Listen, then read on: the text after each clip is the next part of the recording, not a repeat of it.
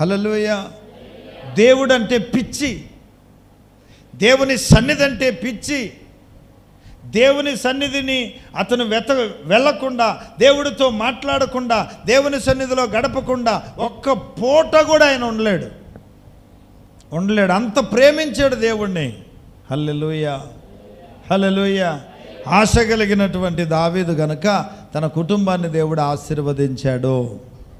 ఈరోజు దేవుని బిడ్డలు దేవుని సన్నిధిలో ఆశ కలిగి ఉండాలి. దేవుని ప్రసన్నతను చూడాలి, దేవుని శక్తిని చూడాలి, దేవుని బలాన్ని చూడాలి. దేవుని యొక్క ప్రసన్నత, నేను దేవుని సన్నిధితో నింపబడాలి, దేవుని అభిషేకంతో నింపబడాలి. దేవుని అభిషేకం నాతో పాటు నా ఇంట్లోకి రావాలి. ఈ తపన కలిగి నువ్వు ఉంటే దేవుడు అద్భుతమైన కార్యం చేస్తాడు. స్తోత్రం చెప్పండి. ఇక రెండో విషయాన్ని మనం ఆలోచన చేస్తే 27వ కీర్తన